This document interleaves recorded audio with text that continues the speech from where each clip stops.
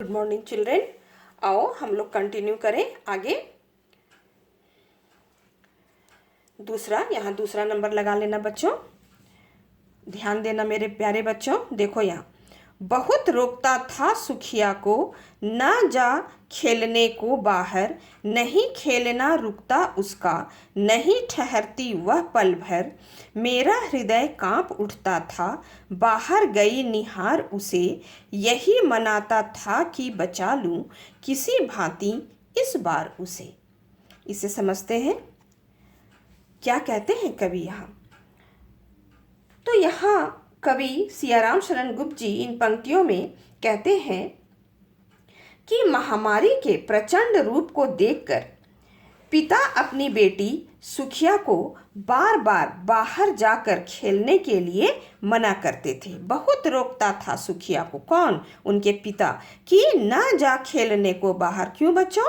क्योंकि उन्हें डर था कि मेरी बच्ची को भी महामारी निगल न ले, महामारी की चपेट में मेरी बच्ची ना आ जाए। किंतु मना करने के बावजूद भी सुखिया का खेलना नहीं रुकता था। क्यों बच्चों? क्योंकि बच्चे तो स्वभाव से ही नटखट होते हैं। इस कारण उसे पल भर के लिए भी घर में रुकना अच्छा नहीं लगता था। नहीं खेलना रुकता उसका, नहीं ठहरती वह पल भर। एकदम घर में पल भर भी नहीं रुकती थी। पिता बार बार मना करते थे, फिर भी उसका खेलना नहीं रुकता था। आगे देखो, मेरा हृदय कांप उठता था। ये पिता कह रहे हैं, पिता की उद्गार है, मन की बात है। तो यहाँ समझते हैं बच्चों आगे, उसकी इस चंचलता के कारण पिता का हृदय बच्चों कांप उठता था। मेरा हृदय कांप उठता था तथा जब वह बाहर खेलने भागती तो पिता प्यार से निहारते हुए उसे देखते। निहारना माने प्यार से देखना। एवं आशंका करते कि कहीं महामारी के चपेट में मेरी बेटी सुखिया भी ना आ जाए। सुखिया उसकी बेटी का नाम है। तो निहार कर वो देखते हैं और आशंका प्रकट करते हैं कि कहीं मेरी बेटी भी इस महामारी के चपेट में ना आ जाए। तो यहाँ देखो नीचे 2 लाइन, यही मनाता था कि बचा लूं। तो मनाता मतलब ईश्वर से प्रार्थना करते थे, किसी भांति इस बार उसे। इस 2 लाइन का समझो बच्चों।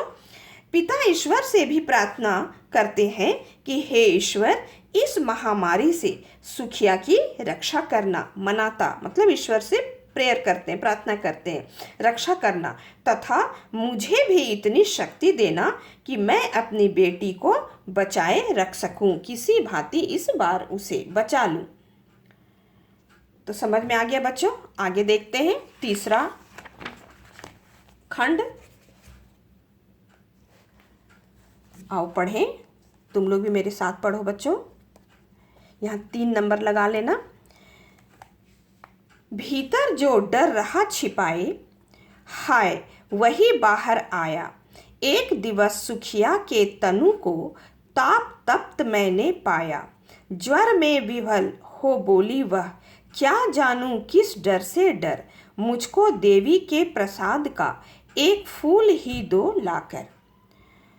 तो यहाँ बच्चों तनु का अर्थ है शरीर, ताप तप्त बुखार से तपा हुआ, ज्वर का अर्थ है बुखार, विभल बेचैन। तो आओ इसे समझें। इस पंक्ति में कवि सियाराम शरण जी क्या कहना चाहते हैं। तो इन पंक्तियों में कवि सियाराम शरण गुप्त जी कहते हैं बच्चों कि सुखिया का पिता हमेशा इस बात से भयभीत रहते थे कि कहीं उसकी बेटी भी महामारी के चपेट में ना आ जाए। भीतर जो डर रहा छिपाए, क्या डर था पिता को?